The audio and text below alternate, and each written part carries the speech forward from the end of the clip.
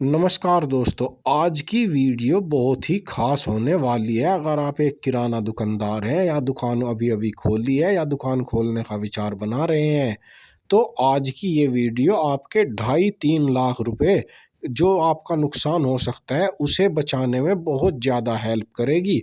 क्योंकि ये एक सच्ची घटना जो अभी-अभी एक दुकानदार भाई के साथ हुई है, उसके बारे में मैं आपको बताने जा रहा हूँ ताकि आप भी सचेत हो जाएँ और जान सके कि आजकल दुकान किस तरह से चलाई जाती है और दुकान में ढाई 3 लाख रुपए तक का नुकसान भी होने से बचाया जा सकता है। वो कैसे होता है, तो चलिए शुरू करते हैं।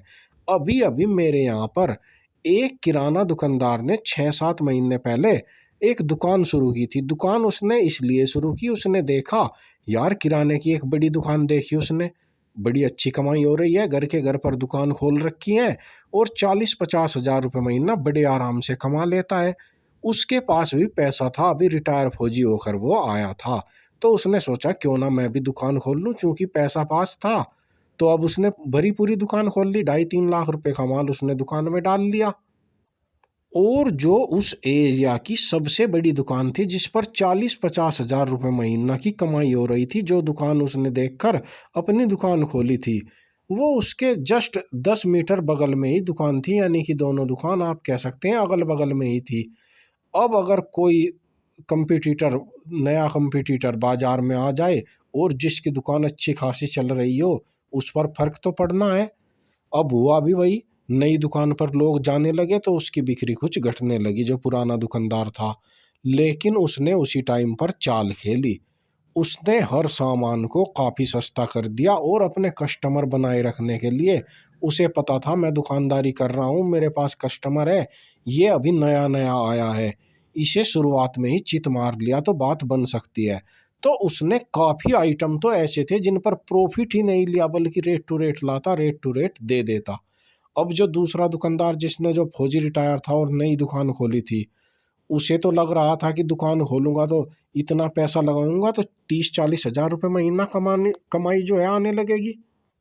अब ऐसा हो नहीं रहा था क्योंकि दूसरे दुकानदार ने अपने सामान की कीमत काफ़ी ज़्यादा घटा दी थी। अब उस वो अपना सामान बताता कि 10 रुपए का बेच रहा हूँ, कंपटीटर 9 रुपए में दे रहा है।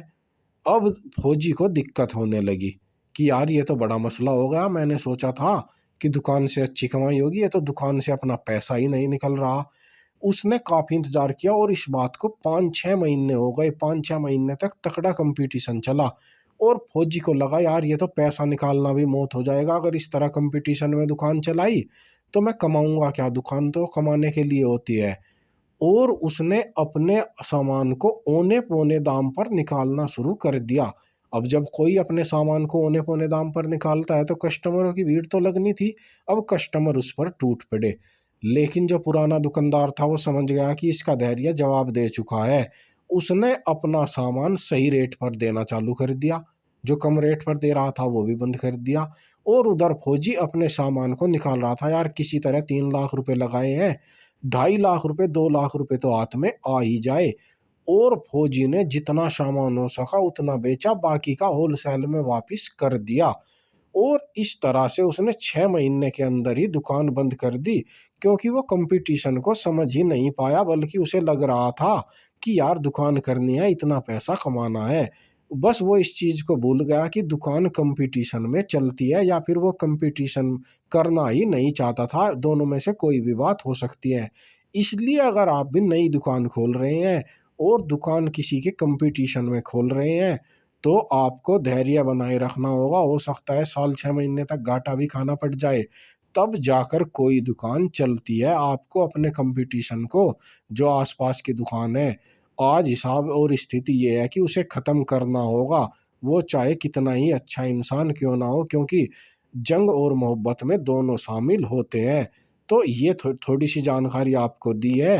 आप भी इस बात का ध्यान रखें, नई दुकान कर रहे हैं तो इस तरह की स्थिति पैदा हो सकती है।